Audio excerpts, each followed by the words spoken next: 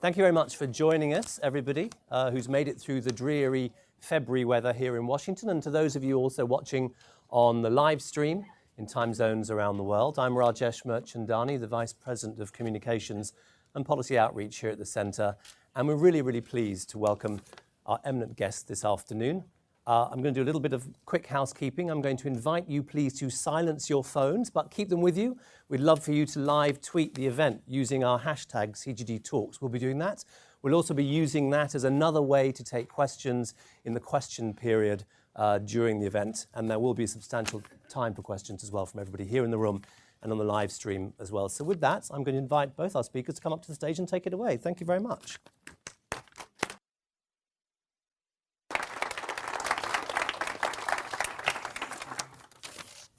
Well, thank you very much, Rajesh.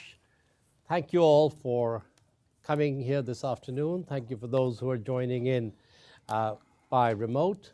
And I want to start off, first of all, by thanking Yong Kim for agreeing to come and be part of this conversation today. It's going to be a pleasure and a privilege anytime to have you here, Jim, but particularly now, I think, is a very good moment to have that conversation, because if you think about it, whole consensus around development cooperation, multilateral versus bilateral is being challenged in many different ways. You've just spent time, well, I know you're on the road all the time, but you've just spent time in Davos, then in Senegal, kind of getting different perspective. So perhaps the best way to start this conversation would be to get your sense of how you see the challenge that we face as a development community. What are the arguments that we are making that work today? And what are the arguments that we need to make in a different way to be able to convince people of how to go about addressing these shared challenges? Well, Masood, thanks for having me. You know, I've been having this conversation a lot recently, and part of it's because I don't know some of these answers myself. For example, I was in Davos. I spoke with several African heads of state, and what they want to talk to me about is industrialization. And it's a fundamental question: is the path that, say, Korea or China followed to economic development still open? And it's just very hard to see how, you know, agriculture, more productive agriculture, light manufacturing, and heavy industry, how that's going to work out. And you know, I've visited a lot of garment factories in Africa. None of them have reached more than 60% of Bangladeshi effectiveness. And the Bangladeshis are thinking, this is, you know, we're going to be made obsolete by 3D printing soon enough. Yeah. You know, we've been struggling. Philippe Leroux, the CEO of IFC, is here, and we've been struggling to try to keep the auto industry in South Africa, right? And so, if that's what's happening, and if Shenzhen, with so much robotization, automation happening, if that's the future of industrialization, then what are people going to do? And especially, what are people going to do, given that that levels of childhood stunting are so high, and educational outcomes, as we showed in our recent World Development Report, are so low. So I think we have to have a better story. I think part of it is, you know, we need a better story for, well, we're not doing the same things as we always have, because we're on top of it. We understand where technology is going. We're digging deep and in conversation with people in Silicon Valley and in Israel who are changing the world. And we think there are very interesting potential paths to economic development, and we're moving down that path. So I think that's some self-reflection that we have to do, because, you know, there's not a single African head of state that I've seen in the last 2 years who doesn't tell me that we're preparing for industrialization, right?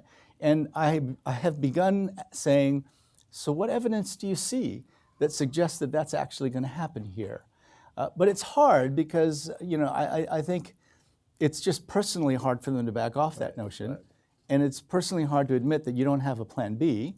And it's also what people around them are saying. And I think we at the bank have been saying this. And so we're going through now deep rethinking. And I just spent a bunch of time this morning with the head of the Amazon Web Services.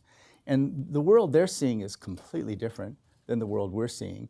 but they don't think about development very much. So that's one of the things we're doing. Now,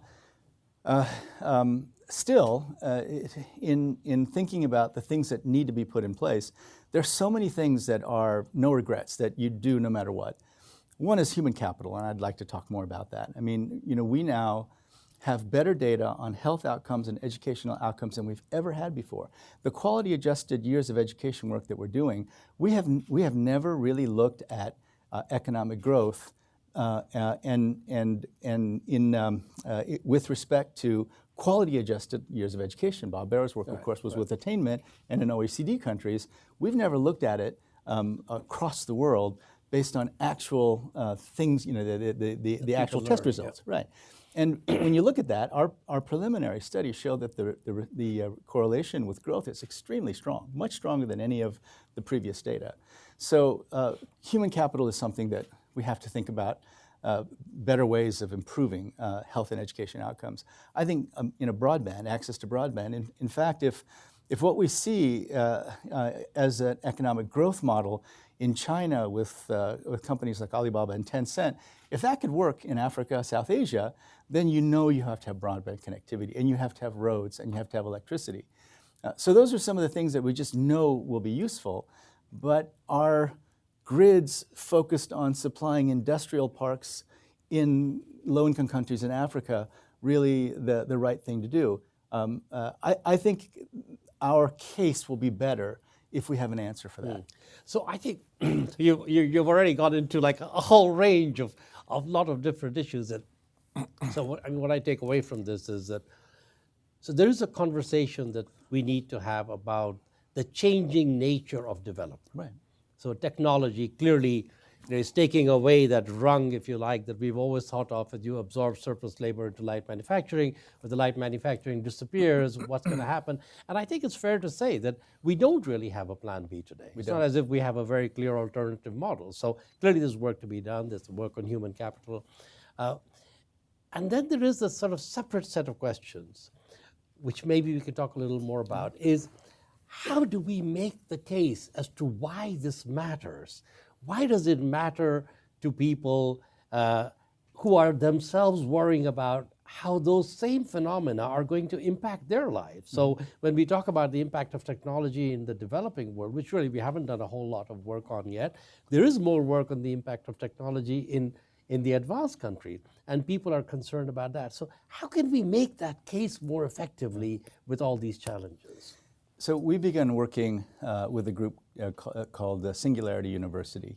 And it's a group of people who've started companies, engineers, people in technology. They also incubate a lot of new firms. And what they said was, we are all of us out in Silicon Valley, very concerned about the social disruption that will occur as technology continues. And so Jack Ma of Alibaba says that he thinks not only will every muscle-based job be done by a machine, he thinks every knowledge-based job will be done by a machine. And the way he put it to me was, my grandfather worked 16 hours a day, 6 days a week, and he was very busy. I work 8 hours a day, 5 days a week, and I feel very busy.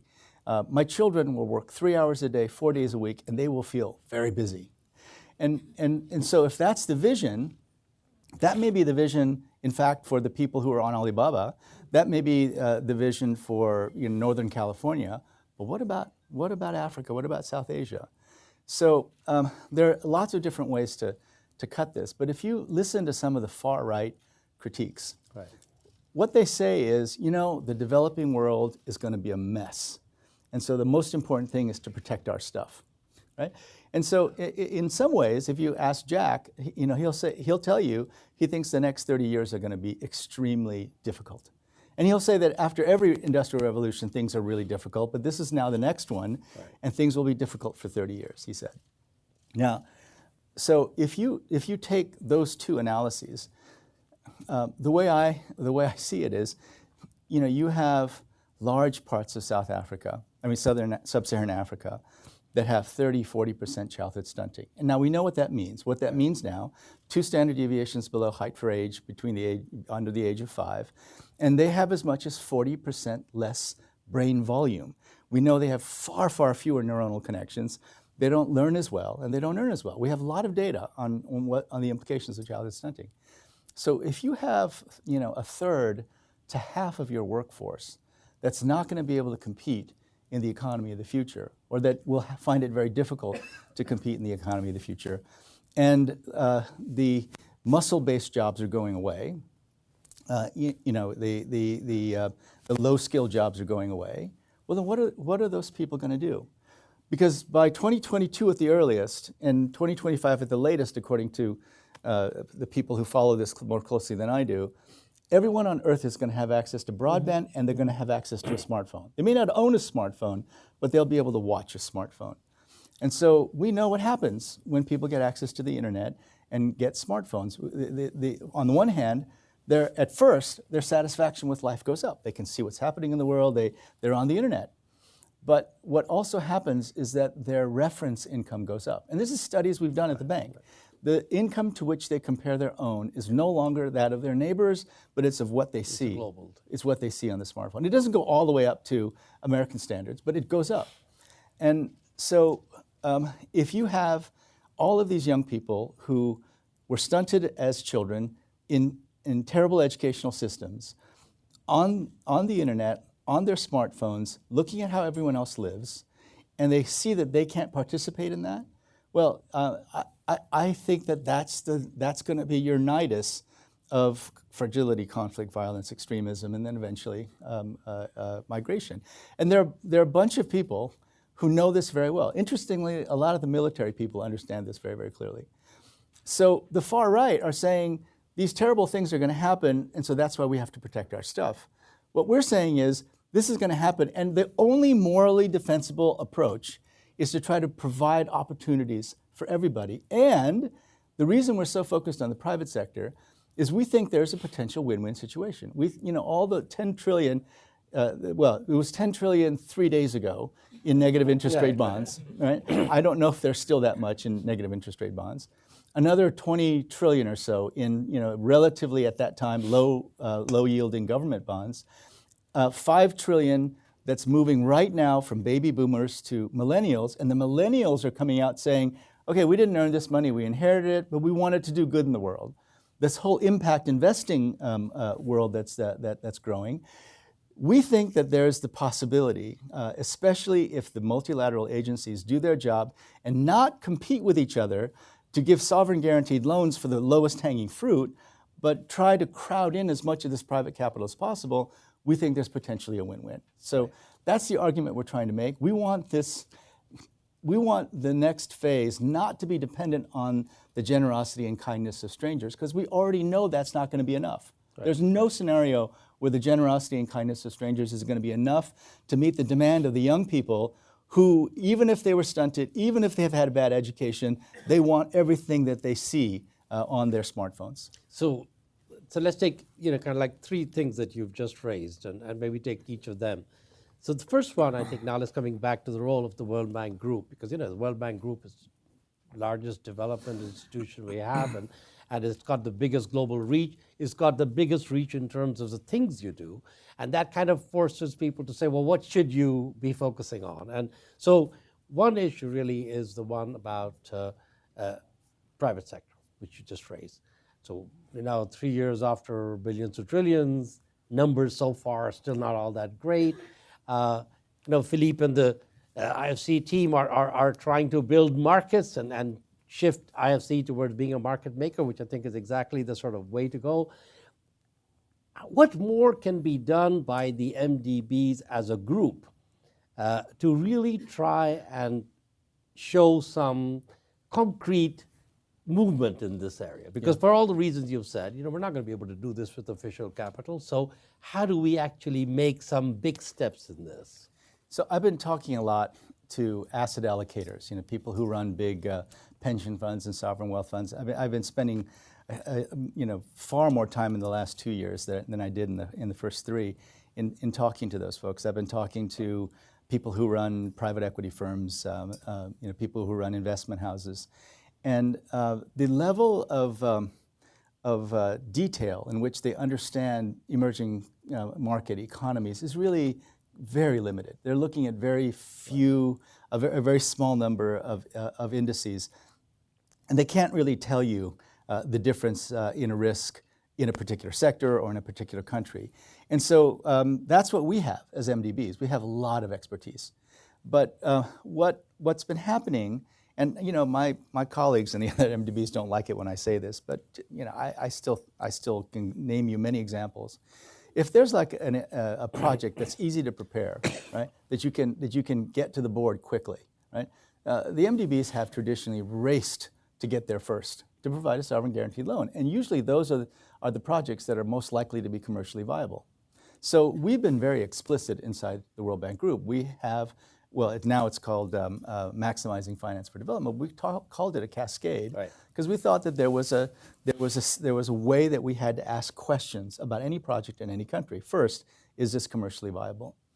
If it's commercially viable, we should almost as an ethical principle agree not to provide either a grant or a sovereign guaranteed loan to do that, because that's how we maximize finance for that particular country. If it's not quite commercially viable, but with a few interventions, whether it's partial risk guarantee or we put some of our own money in, whatever, if there are ways that we can then de-risk it and then bring commercial finance, we should do that. And then you go to the PPPs and then on to those things that cannot be financed in any other way except for either a grant or a concessional loan to a government. But we're not in agreement on that yet, right? And there's still competition. And so I think that over time, and this is what the governors are asking us to do. They're asking us to work like a system. How much of this is the shareholders, you think, rather than the management? Do you think that the shareholders are in agreement on this, that they're really leading this charge, you think? Well, the G20, the G20, they have this group? Yep. The G20 in Hamburg actually, specifically endorsed these principles, and they called it the Hamburg Principles. And it specifically says that this is the way we should do it. When I first explained this to Chancellor Merkel, that we think this is the direction of the future, she looked at me and she said, "You mean you're not doing this already? It's just so logical. You're not doing it already." And I had to say, "No, we're not." And there were examples, and I won't give you the specifics, but there was an example where IFC and EBRD had been working on the very first public-private partnership in a country, and they'd worked on it for 8 years. And we were getting close, and it was a great project, and it was going to improve the business environment, potentially to other private sector investment. And then another bank came in after 8 years and said, "Don't worry about all those reforms. We'll give you a sovereign guaranteed loan." And we were able to stop that from happening, and now we're moving forward with the PPP.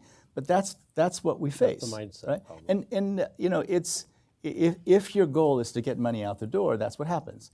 But if your goal is to actually meet the aspirations of the billions of people whose aspirations are going up every day, then you have to take this approach. So it's getting better. I mean, at first it was a much more difficult conversation. I think the conversation is going better right now. Right. But it's hard if the goal is to get money out the door. I think that, this whole idea of getting the shareholders and the group of MDBs to think of themselves as a system that maximizes outcome, which was one of the recommendations, remember, that came out of the task force that we did here in CGD a couple of years ago.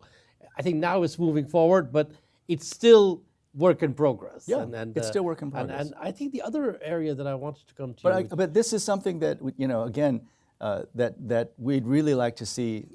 So in addition to the drivers of economic growth in developing countries, there's something, I'm looking at Scott, this is something you guys should take up because we don't really know the answers to this. It's not straightforward, right? That's one. But this is another.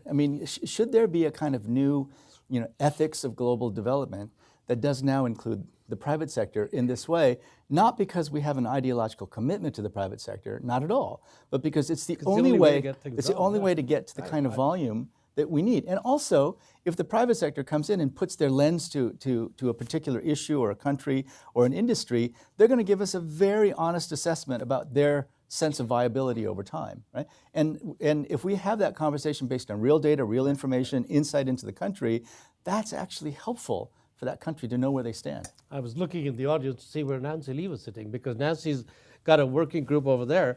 Nancy Lee's got a working group over there, which is actually bringing together people from MDBs and the private sector, precisely to see how can we go forward to the next step. Now, the issue you raise is about middle-income countries.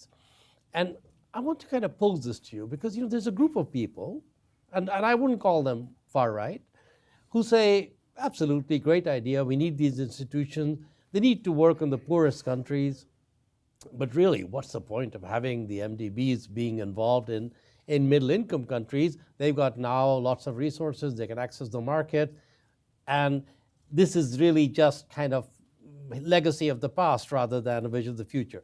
Now, I think that's the case also that clearly we need to make. And I want to get a little bit of your sense of how you think we can best make that case.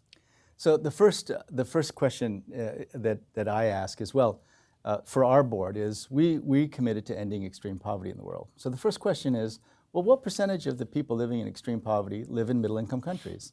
And now it's probably 65%. Right? So the majority of people living in extreme poverty live in middle-income countries. So if you care about ending extreme poverty, and it's now enshrined. We voted on this in the board. So if you care about ending extreme poverty, you have to work in middle-income countries. And this notion that middle-income countries have access to capital, well, anyone has access to capital if you're willing to take very short maturities and very high interest rates. But the whole spirit of the multilateral development banks, it's a cooperative, right? And that we've put all of our resources together, and we have one of the best AAA ratings in the world, and we borrow at LIBOR. I don't know today, probably it's still probably minus 10, 15 basis points, and we use that to support countries in doing very difficult things that they need to do, right? So that's the spirit of the MDB, and so. There's so many different arguments for it. On the one hand, unless we have a good chunk of our portfolio in middle-income countries, we're not going to be viable as an institution lending only to the lowest income, the highest risk countries. But also, there's this idea that around global public goods, we're supposed to spread knowledge all over the world, right? So. Peru has one of the best experiences in the world in dramatically reducing childhood stunting in a short period of time. And so what we've learned in working with Peru is now being spread everywhere. The Peruvians have gone to Indonesia, they've gone to Pakistan, they're going to countries in Africa now. And that's all part of the spirit of it. So the institution of a multilateral development bank, it's actually a bank. And so your portfolio has to be diverse enough so that you can afford to do the things for the poorest countries by also investing in some of the middle-income countries. So I just gave you, I think, four arguments for why we stay there. So I don't think the notion of getting out of middle-income countries is really one that's based on an understanding of the very core of the way we're structured as institutions, how we've developed over time. I mean, the World Bank and other development banks are institutions that are, it was so clever, the way, using callable capital, although we'd never really call on the callable capital, using the credit ratings of all these different institutions, very relatively small amounts of paid-in capital to be able to do all this lending at relatively low rates. It's a great invention. And so I would say understand that first. The basic model. And then let's talk about it. Then let's talk about it. Yeah. And I think you could also add to it the whole point that, in fact, over the next 30 years, the growth in the world is going to come to a large extent from countries that we think of as middle income or that will become middle income. So essentially, if we want our pension funds and to show some returns globally, this is where the investment in the world and the growth in the world is going to come from. We have to be part of that process. Yeah. So, and in times of crisis, that's where when a middle-income country looks like it's going to fall apart and then the contagion is going to spread, in those cases, in those moments, nobody in any government questions the need, the value of the World Bank Group and other MDBs, but because there's not an active crisis like that, in 2008, these questions come out. Right.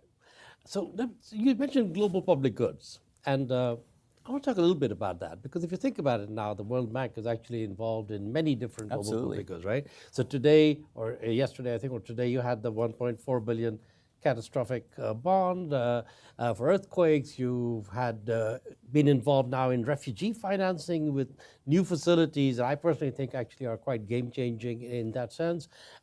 You've been involved now in climate finance in a big way. So you are involved now more and more, and this raises new kinds of issues because of the nature of the work being different, because of the engagement with a different set of international actors with whom you have to partner compared to before, and because of the internal structure, of course, is, originally wasn't designed to do this kind of work.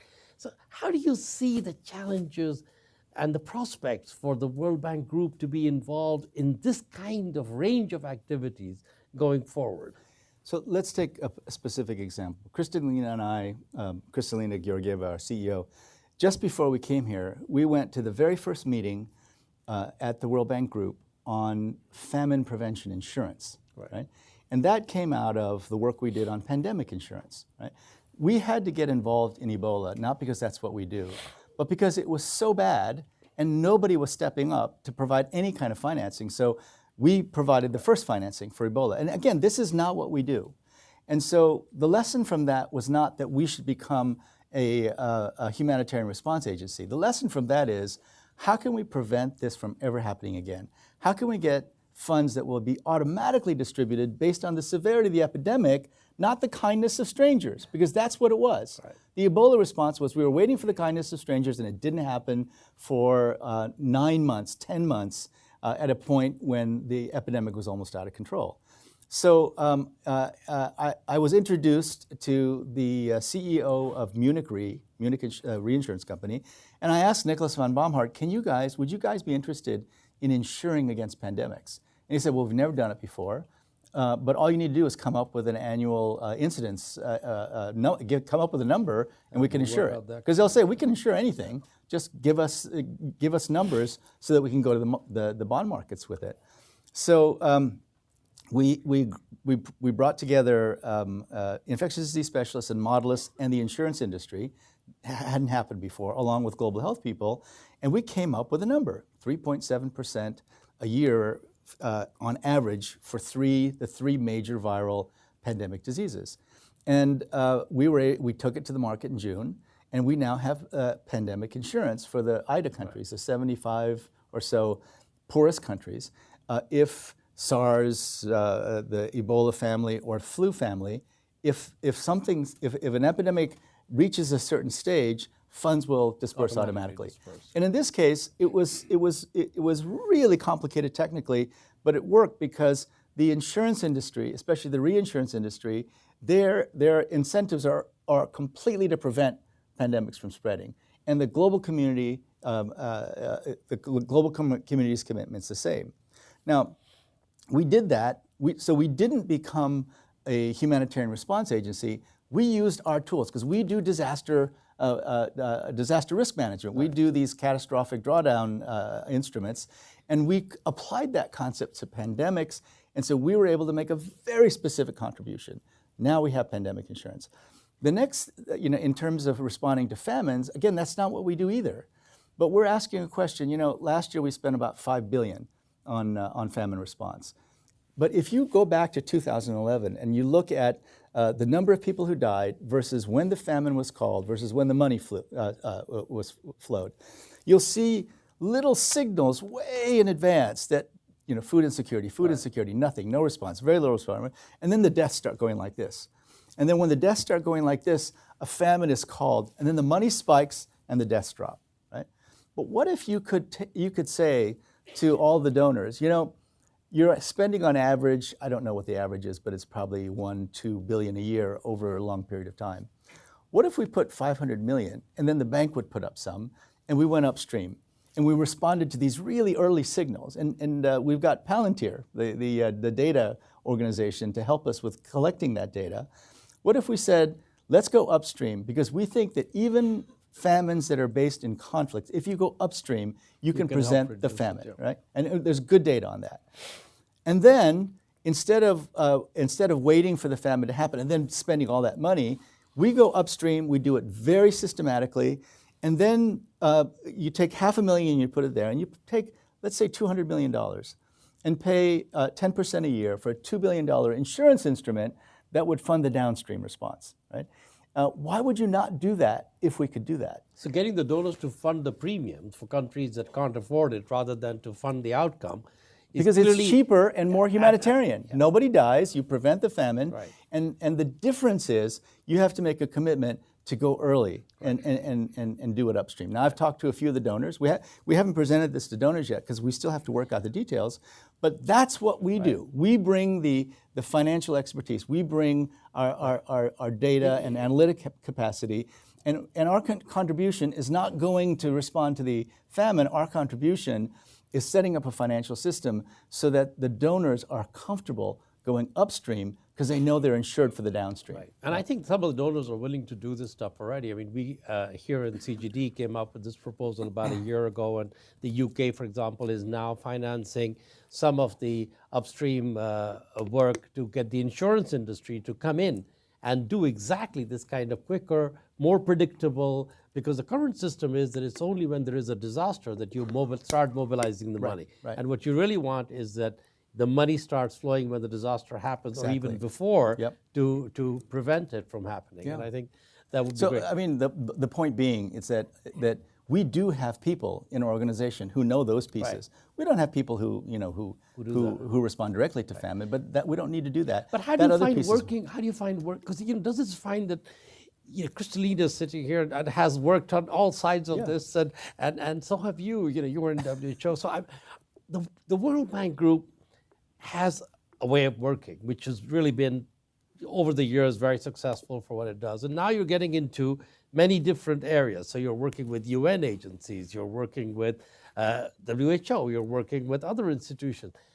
How do you find that the global community is organized to have this kind of conversation? I mean, do you find that we have those structures? Do you think we need to do something different?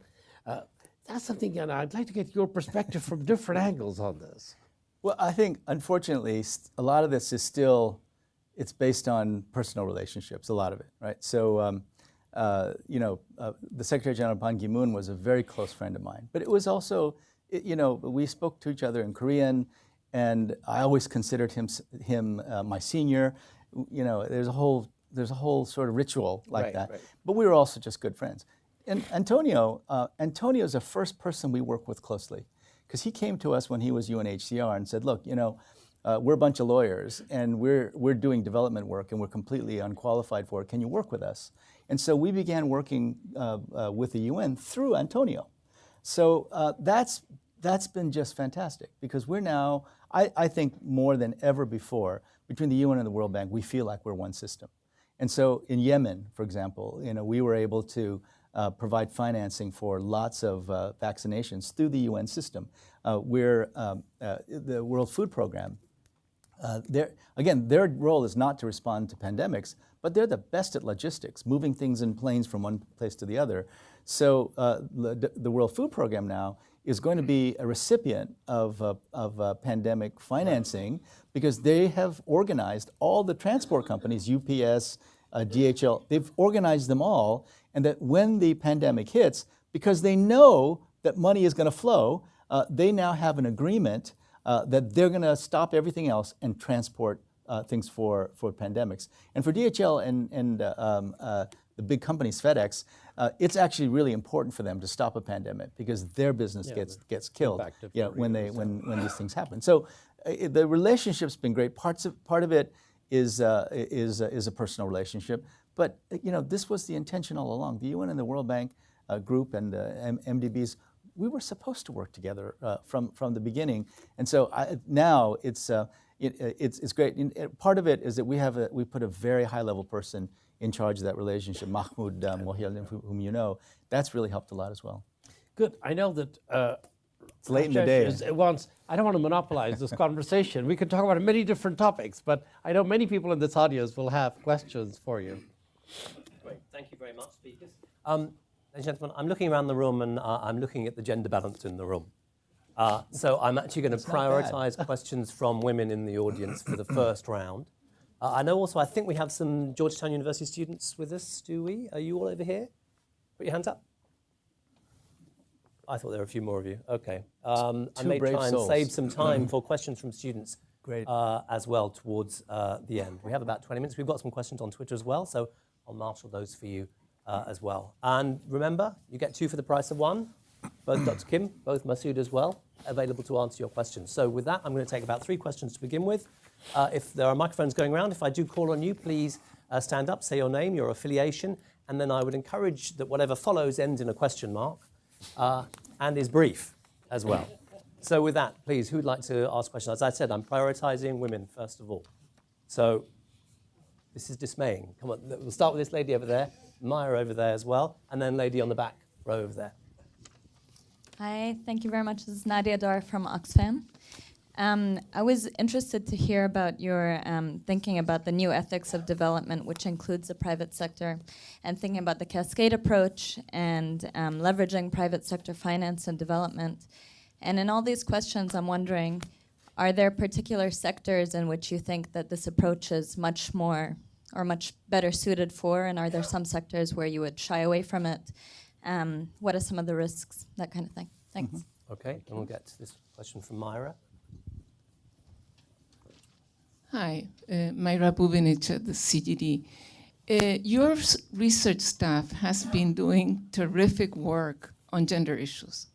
The research that is coming out from the bank on these issues is about the best and about the only, unfortunately, because there's very little research monies available.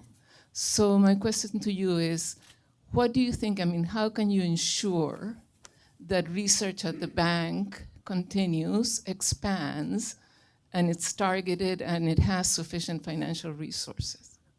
Okay, and then there's a question on the back wall over there, I think, yes. Thanks. My name is Megan O'Connell from Results for Development, although my question is more of a personal nature. It's on whether the blockchain technology, which is essentially a digital ledger of not only financial transactions, but other economic transactions that's virtually incorruptible, is part of the conversation among MDBs in terms of its potential for development. If not, why not? And if so, what role you think it might play? Great. That was probably the most concise explanation of blockchain that I've heard in a long time. Thank you very much. So we've got questions across the gamut, your experience there, Dr. Kim. The cascade approach, what particular sectors is it most suited to? What are the risks? How can you ensure that the gender research coming out of the bank stays as good as it has been? And blockchain, how much are you thinking about that? Great. So first, Nadia, on private sector. So I think that there are some no-brainers and some areas where, IFC, for example, went in early on solar to get the market going. And so at the time, IFC got some deals done at 15 cents a kilowatt hour for solar. And we thought that was great. This is really great. But this is now deadly because it's down to 2 cents a kilowatt hour. But it was important for IFC to get in early to give people the sense that the market was viable. So we will continue to look at those areas, but some are just going to be taken over by the private sector. Cell phones certainly has been. I think broadband will be. But then there are others that are going to be very difficult to bring the private sector. Some sectors, though, that we never imagined could be ripe for private sector investment turned out to surprise us. So I was just in Senegal, where we built the first ever in Africa toll road. And at first, people on the public sector side were saying this is so bad because only the elite are going to get access to the toll road. It's really not going to help the poor. It's going to make inequality worse. And it actually has had the exact opposite effect, because after more and more people took the toll road, first of all, their businesses got a lot better, but it also relieved pressure on the regular roads. So everyone's commute time went down. And so, this is another example of an area where ideologically you may say, but the governments build roads. In this case, it worked out very well. Bus rapid transit is another area where we've been able to do public-private mix. And I don't know if this is what you were asking, but the lightning rod areas are health, education, water, other services. Right? So here's, after spending 30 years being a public sector warrior, asking for the kindness of strangers for financing for health and education, I have to ask myself a very straightforward question. So I look at the educational systems in parts of, you name the low-income area. So we did a study on the quality of education, the achievement of teachers in 6 East African countries. And when we gave tests to the teachers in these 6 African countries, and this is in our World Development Report, only 1/3 were able to pass the 2nd grade test, right? So I would ask you, is there a path forward where putting more money into that public system is going to lead to the system disrupting itself and getting to better outcomes, right? So I'm not sure how the private sector should be engaged. We're looking at that right now because we have something called the Equator Principles that many companies that work in the developing world quote all the time. And these are sort of like operational principles. We need that for sectors like water, health, education, but I just don't see how we're going to transform outcomes in health and education and provide water to everybody without some involvement of the private sector. We have to negotiate that. I mean, this can't be, this has to be something that works for everybody. But I think that we cannot be closed off to saying certain things are only going to be public sector. Because if you say that, then that means that in many of those countries, the citizens, the poor, will be subjected to terrible outcomes for a very long time. Right? I want to talk more about human capital. I'll tell you what we're doing there. On gender, so I think there's no way to assure that we do it other than just assuring that we do it. And part of the way that we're moving forward is we're challenging ourselves.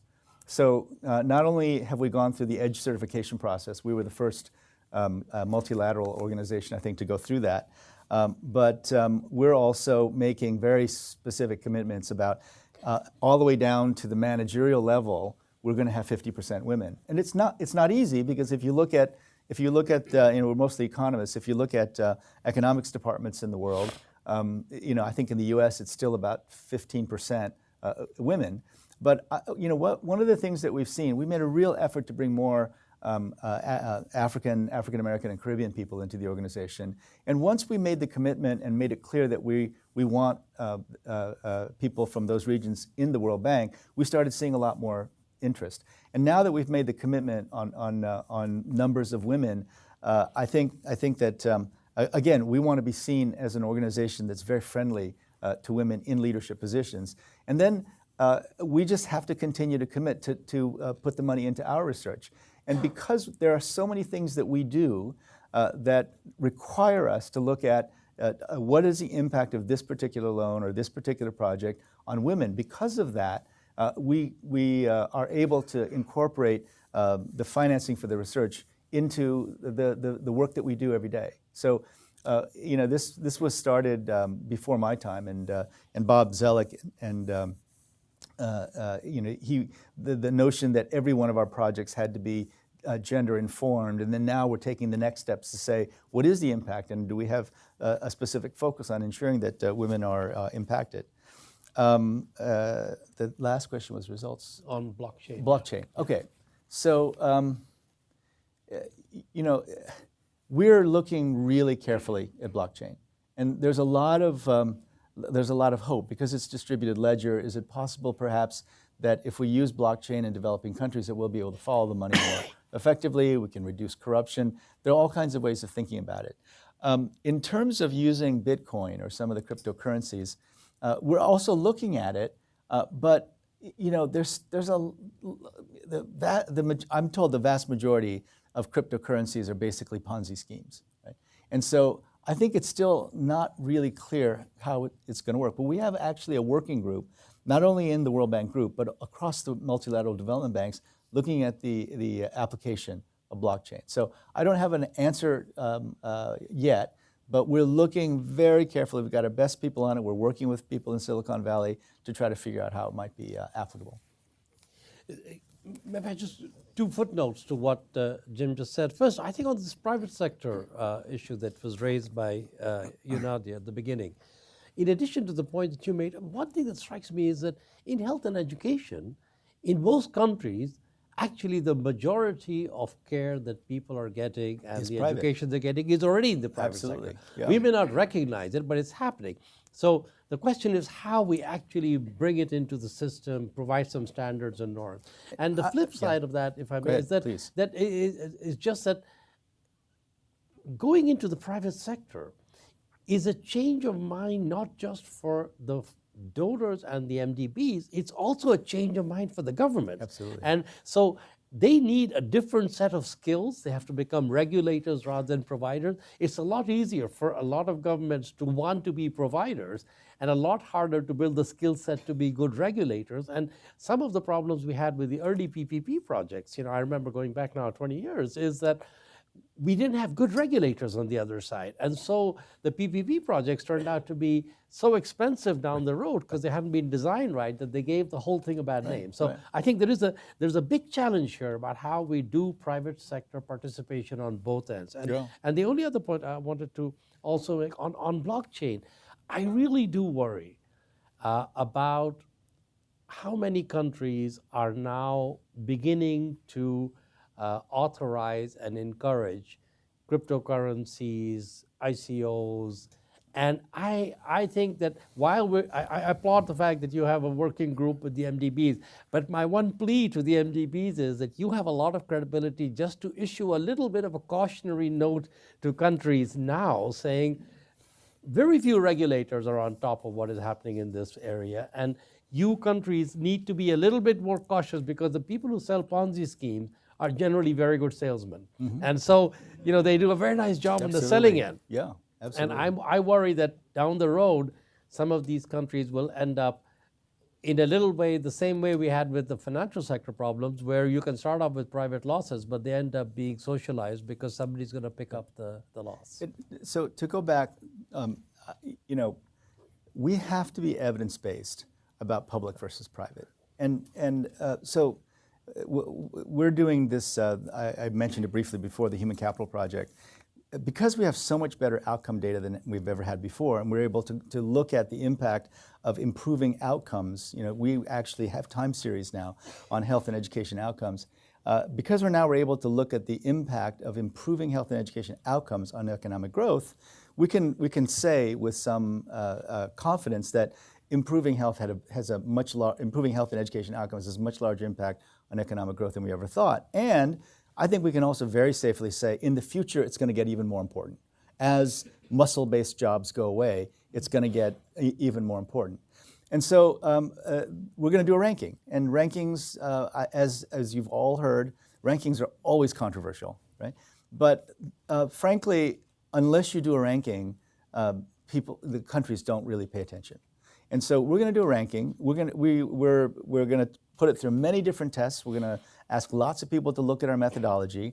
But we're going to do a ranking because I feel it's my moral and ethical responsibility to reveal to heads of state, heads of government, and ministers of finance especially, how important it is for them to improve their outcomes. So you can't just allocate more money to this and hope that you're going to go up in the rankings. Unless you improve your outcomes, you're not going to get better in the ranking. And I've had discussions with Doug Peterson and others at S&P, and I raised the question, well, if we could do this effectively, wouldn't you have to include this in your sovereign bond evaluations? And he said, well, show me the data, but it makes sense if it's going to have an impact on their ability to pay back a loan. So this will, I hope, if we do it right, finally bring to the attention of heads of state and ministers of finance the importance of investing in human capital. And at that point, what they're going to ask us is, tell us what we can do to actually improve outcomes. Right. And at that point, I guarantee you they'll be very unideological. They'll say, my bond spreads are going up, my FDI is dropping, people are on the streets, I don't care what religion it is, just show me something that works. Right? And so that is when I think we'll have an opportunity. Now, we'll also have to step back and say, but wait a minute, you have to think about your debt to GDP, you have to think about your wage bill, you have to think about all these things. But we need this discussion about public-private to be based on evidence and outcomes, not on ideology. In the words of a famous global statesman, it doesn't matter whether the cat is black or white, white, as long as it catches catches the mice. mouse, right? Okay, we'll take a couple more quick ones from the room. Rob Mosbacher, former head of OPIC, you had your hand up, and then Caitlin Goff from CGD, and then we may have time for one more off Twitter. Thank you. Yes, I'm Rob Mosbacher. I had the privilege of serving as president and CEO of OPIC for 3.5 years. And you may have heard that there's a bipartisan group working on a new development finance institution for the United States, which is long overdue. And it's kind of an OPIC on steroids, if you will. But OPIC does about $2 to $4 billion of new deals a year. When you compare that to, for instance, the Chinese, it pales in comparison, which seems to put a premium on the importance of blended finance. So my first question is, what is it, as the 800-pound gorilla in this conversation, what is it that the IFC and World Bank can do to enable more seamless blended finance? And second, sadly, many of your predecessors have been working for years and up through your service in office with the perception that the IFC does not take the risks that many other development finance organizations take. And I know you've heard that before, and you'll hear it probably more, but what are you doing to try and encourage the IFC to take more risk, to be more on a level playing field with some of the other development finance institutions? Okay, and then Kate.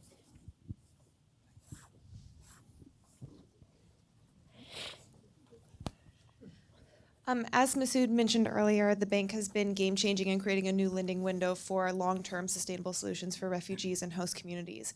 So as attention shifts from headline to headline, how do you plan to institutionalize these efforts at the bank? And to that end, do you see the approach to refugees as a model moving forward for how you would engage leadership on other global public goods? Okay, and there's one from Twitter, which I'll just read out to you. This is from Tanveen Nagpal, who is at SICE. She says, how will MDPs deal with investments that are clearly commercially viable, but only when they serve the rich and middle-income consumer sectors, such as safe water provision and disposal? What's the role of the bank when commercial investments cannot be pro-poor?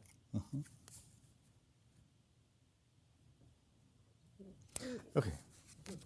Masood, do you want to take any of these? So I'm not quite sure about the question on seamless blended finance, but let me just put it this way. In partly answering the refugee question. So one of the things that we did was we created something called the Global Concessional Financing Facility. Now, it seems like a pretty straightforward idea. We were looking at Jordan and Lebanon, who had done such a huge service to the world by absorbing so many refugees, but their debt to GDP had doubled, both of them. At first, they wouldn't say that their debt to GDP doubled because they were trying to serve the refugees, but in the end, they said, yes, that's exactly why. There was a lot of social unrest. And so the simple idea was we should provide Jordan and Lebanon, even though they're high middle-income countries, concessional finance. Now, at first I thought, well, that seems straightforward, but that was actually really hard. And we had to get an agreement across the board and across many different players that we would provide, instead of the regular IBRD rate, we would provide them concessional finance. And we did it through grants coming from certain countries, blended with what we could get on the capital markets. And so that's partly the answer to the question, which is what we are now creating special economic zones that will employ both Syrians and Jordanians and Lebanese.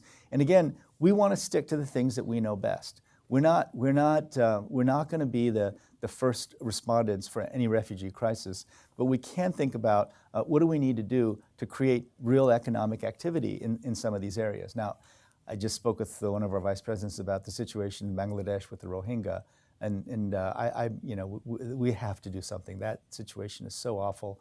We have to do something. We're trying to figure out what, and again, we're going to have to come up with some kind of solution with the UN that would work. So we remain engaged, but doing the things that we wanted, that we know well. Now, so other things that we've been doing recently that we're very excited about. So we have something called the Managed Co-Lending Portfolio Project, in which Swedish SIDA gave us a $60 million guarantee. And with it, we went and raised about $100 million, a little bit more. And we took first loss on a larger debt instrument.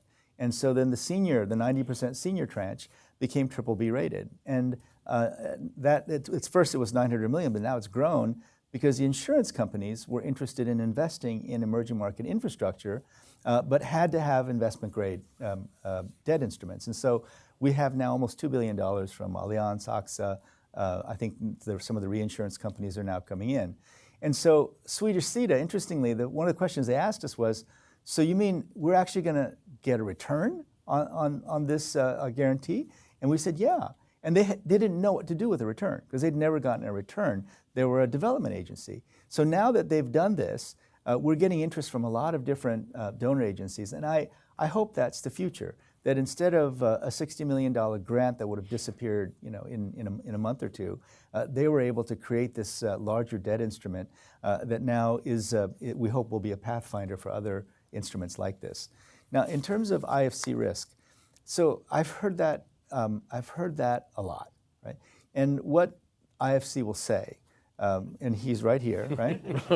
What the IFC representatives will say when I ask the question, right, is that look, go back to the founding principles of the institution. You have to balance your portfolio with risky investments and not so risky investments, and to say to IFC, you have to go and put all your money into fragile and conflict-affected states or IDA states. If they did that, they'd have to close down fairly soon. And right now we're in a capital discussion.